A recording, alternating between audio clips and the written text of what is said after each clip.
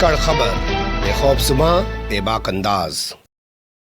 धाकड़ खबर के news room से मैं आपके साथ हूं अकरम रईस खान। कोरोना काल में उभर रही कुछ रोचक तस्वीरों से आपको रूबरू कराने जा रहा हूं। 4 अहम तस्वीरें हैं जिन्हें देखकर आपको अंदाजा हो जाएगा कि ये हो क्या रहा है और क्या ऐसा भी हो सकता है। क्या है वो 4 तस्वीरें, ये बताने से पहले छोटी सी अपील तो बनती है साहब। अगर आप लोग यूट्यूब देख रहे हैं तो हमारे चैनल को सब्सक्राइब कर सकते हैं। क्या करें, सारे काम खुद ही करने पड़ते हैं। यहाँ पे रवीश कुमार का चैनल थोड़ी है कि लोग देखते उसको सब्सक्राइब कर लेंगे। फेसबुक या ट्विटर देख रहे हैं तो आप लोग फॉलो कर सकते हैं। चलते हैं पहली तस्वीर की तरफ। विदेश से लाए गए भारतीयों को होटल के अंदर क्वारंटाइन किया गया था। पहले कानून था कि उनको विदेश से लाने के बाद 14 दिनों तक होटल में क्वारंटाइन रहना पड़ेगा, तो उनसे 14 दिन के पैसे होटल वालों ने वसूल लिए। लेकिन बाद में सरकार ने कानून बदल दिया। कहा कि साहब पहले 7 दिन आपको होटल में रहना पड़ेगा, फिर उसके बाद 7 दिन होम क्वारंटाइन यानी कि अपने घर के अंदर क्वारंटाइन रहना पड़ेगा।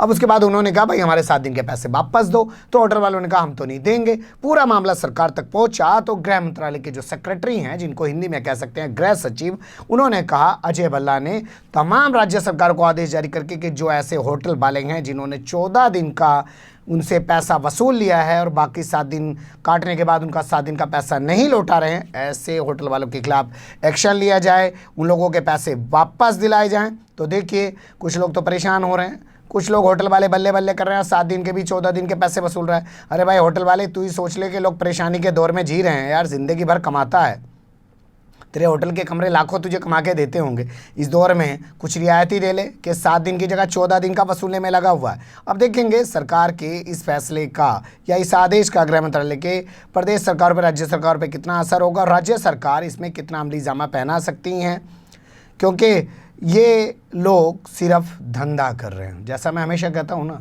कुछ लोग मास्क बेच के करोड़पति हो गए इस दौर में। आप मोटे होंगे तो आपको पतला होने का सामान बेचेंगे, आप पतले होंगे तो आपको मोटा होने का सामान बेचेंगे। कुछ लोग सिर्फ धंधा करते हैं। गुलामी के दौर में जाइएगा, उस वक्त टाटा बिरला सिर्फ धंधा कर रहे थे और लोग आज़ादी की लड़ाई लड़ रहे थे। वैसे ही गरीब आदमी, जिन्हें नरेंद्र मोदी ने कहा है कि मजदूर जो सड़क पे मर रहा है वो तो तब कर रहा है, लेकिन धंधेबाज क्या कर रहा है, जगह जगह जियो के मार्ट खुल रहे हैं, पता है आपको, इस कोरोना लॉकडाउन के दौरान। अब दूसरी खबर का रुख कर लेते हैं, दूसरी तस्वीर का रुख कर लेते हैं। एक जिंदा शख्स को, कल्पना कर सकते हैं आप, डॉक्टरों ने मृत बता दिया और उसको पोस्टमार्टम हाउस भेज दिया। पोस्टमार्टम करने के लिए रिम्स यानी कि जो झारखंड की राजधानी रांची में बना हुआ हॉस्पिटल एम्स की तर्ज पर उसको रिम्स कहा जाता है, यानी कि रांची रिम्स। तो रिम्स हॉस्पिटल के डॉक्टर जब वहां पहुंचे उसका ऑपरेशन करने, उससे पहले उसे चेक किया तो उसकी सांसें चल रही थी। उन्होंने आनन फानन में एम्बुलेंस बुलाई और उसको रवाना कर दिया रिम्स के लिए। लेकिन जब तक वो रिम्स पहुंचा उसकी मौत हो गई। जांच के बाद डॉक्टर ने बताया कि कुछ मिनटों पहले इसकी मौत हुई है। बता दें पिछले कई घंटों से ये शव मॉर्चरी हाउस में, यानी कि PM हाउस जो पोस्टमार्टम हाउस होता है उसमें रखा हुआ था। पुराने ज़माने में इसको चीर घर कहा करते थे लोग, आजकल कहते नहीं है। जैसे पुराने ज़माने में कहते थे अरे पाखाना, गौसल खाना, आज वो ज़माना ख़त्म हो गया। अब तो वॉशरूम, टॉयलेट, बाथरूम, जैसे पुराने ज़माने में कहते थे रसोई, ठीक है, आज कोई रसोई नहीं बोलता है, अब सब किचन बोल रहे हैं, स्टाइलिश, और तमाम चीज़ें ये बदल गई हैं। सामाजिक सिस्टम भी है, बदल भी जाना चाहिए। तो ये खबर हमारे पास आ रही है झारखंड की राजधानी के चान्हो हॉस्पिटल से, जो एक सामुदायिक स्वास्थ्य केंद्र है। वहाँ पे एक शख्स की मौत हो गई जो लोहरदगा ज़िले के खरता का रहने वाला था। उसकी उम्र करीब 26 साल थी। मौत के बाद डॉक्टर ने उसकी डेड बॉडी को PM के लिए भेज दिया। मृतक का नाम जितेंद्र है। वहाँ जाने के बाद जैसा मैंने बताया, डॉक्टर आए पोस्टमार्टम करने के लिए, पता चला कि वो जिंदा है। उसको वो रिम्स भेज दिया। वहाँ जाने के बाद पता चला कि उसकी मौत हो गई है। अब डॉक्टरों की इस लापरवाही को आप क्या कहेंगे कि जिंदा शख्स को मॉर्चरी हाउस भेज दे रहे हैं। इस चीज़ों के बारे में क्या आप यही नहीं कहेंगे, क्या ऐसा भी हो सकता है? अगली खबर का रुख कर लेते हैं। कमाल की खबर है, थोड़ा ध्यान से सुनिएगा। अखबार की कटिंग भी आपके सामने रख रहा हूँ साहब। कभी आप ये कहेंगे कहाँ से आप ये खबर है, आपके पास इसका कोई सोर्स नहीं है। कोरोना से भारत में 8,000 से ज़्यादा मौतें नहीं होंगी, कम होंगी भाई साहब। आंकड़ा भी आ गया है। अब कौन आंकड़ा दे रहा है वो भी आपके सामने रख देता हूँ। हैदराबाद के भारतीय जन स्वास्थ्य संस्थान के वो डायरेक्टर हैं, नाम उनका बताया जा रहा है प्रोफेसर GVS मूर्ति। उनका ये दावा है, अखबार में छपी रिपोर्ट के मुताबिक मैं बता रहा हूँ आपको, कि उनका कहना है, मान लें कि अगर हमारे यहाँ मानकों के अनुरूप, मानकों के दिशा निर्देशों के अनुसार अस्पतालों में सही तरीके से इलाज नहीं हो रहा है, फिर भी 8,000 से ज़्यादा लोग न मरने के जी, आंकड़ा दे दिया।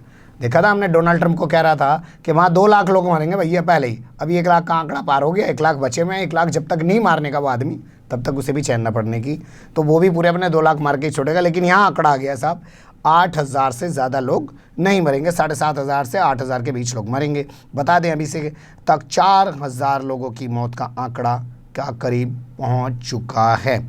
चौथी और आखिरी खबर का रुख कर लेते हैं। कमाल की खबर है साहब, बहुत ध्यान से देखिएगा, सुनिएगा साहब, कमाल की खबर है। ऐसा कुछ भी हो सकता है, फिर आप वही कहेंगे अरे क्या ऐसा भी हो सकता है। पश्चिम उत्तर प्रदेश का एक इलाका है जिसको मेरठ के नाम से जाना जाता है। बड़ा तारीखी, बड़ा ऐतिहासिक शहर है। इसी शहर से 1857 का स्वतंत्रता संग्राम शुरू हुआ था अंग्रेज़ों के खिलाफ, जिसे पहला स्वतंत्रता संग्राम कहा जाता है। यहाँ एक प्राइवेट लैब है साहब।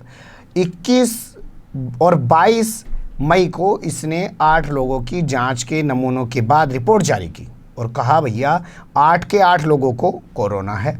बता दिया भाई पॉजिटिव है। उसके बाद डॉक्टरों को कुछ शक हुआ, डॉक्टरों ने सरकारी लैब के अंदर उन लोगों के जांच के नमूने लेकर जांच कराई। उसके बाद क्या निकला जानते हैं? 8 में से 6 लोगों को कोरोना ही नहीं निकला है। अब इस लैब के खिलाफ कार्रवाई की जा रही है, शासन को रिपोर्ट भेजी जा रही है। यहाँ के डीएम हैं जिनका नाम है अनिल ढींगरा, उनके अनुसार लैब का लाइसेंस रद्द कराने के लिए शासन को रिपोर्ट भेजी जा रही है। ये लैब गुरुग्राम की एक मशहूर लैब की फ्रेंचाइजी है। आप देखते हैं ना आजकल बड़ा बड़ा नाम लेके खोल लीजिए। मैं तो एबीपी न्यूज़ का पत्रकार हूँ जी। अब पत्रकार पढ़े ही कुछ ना हो, लेकिन नाम एबीपी न्यूज़ कर ले। मैं तो आज तक का पत्रकार हूँ जी। जैसे मैं भी बताऊँ आपको, 3 अखबारों का पत्रकार रहा, लेकिन मैंने कभी ये नहीं चाहा कि मेरी पहचान अमर उजाला के पत्रकार के तौर पे हो, हिंदुस्तान के पत्रकार के तौर पे हो, दैनिक जागरण के पत्रकार के तौर, मेरी पहचान अकरम रईस खान के तौर पे होनी चाहिए अगर मैं कुछ हूँ तो, और मैं कुछ समझता हूँ, चीज़ों को देख सकता हूँ। ये क्या मतलब हुआ? मेरी पहचान फ्रेंचाइजी की वजह से हो, किसी अखबार के चैनल के नाम की वजह से मेरी पहचान हो, वो पहचान किसी काम की नहीं, इस पर ध्यान दीजिएगा। तो इनका कहना है कि जांच नमूने 8 में से 6 जो हैं वो गलत साबित हुए हैं। इन्होंने पॉजिटिव बताया था, वो निगेटिव निकले हैं। अब इस लैब का लाइसेंस रद्द कराने के लिए शासन को रिपोर्ट भेजी जा रही है। बताया जा रहा है ये जो है लैब जो है इसको आईसीएमआर से अनुमति मिली हुई है और उसकी यहाँ पे मेरठ में एक फ्रेंचाइजी चल रही थी। कुछ भी कर सकते हैं जी, कुछ भी। जिसको बीमारी नहीं है डॉक्टर क्या है भैया, ऑपरेशन होगा ही भी। दिल का मरीज है तो घर से जाने से पहले मर जाएगा, घर वालों के पैर से ज़मीन निकल जा, वह बेचारे कहीं से ब्याज पे कर्जे से पैसा ला के दें, डॉक्टर को दे दें, डॉक्टर चीर फाड़ कर डाल दे उसको, क्योंकि धंधा है जी, पर गंदा है जी। इस पर भी गौर कीजिएगा। बने रहिएगा धाकड़ खबर के साथ। फिलहाल कमेंट्स के रूप में आप लोग अपनी राय दे सकते हैं, खबर को लाइक कर सकते हैं, चैनल को सब्सक्राइब कर सकते हैं और ज़्यादा से ज़्यादा हमारी खबरों को शेयर कर सकते हैं। फिर ऐसे ही किसी सुलगते हुए या उलझते मुद्दे लेकर मैं आपके सामने हूँगा हाजिर। फिलहाल अभी मुझे नहीं इजाज़त।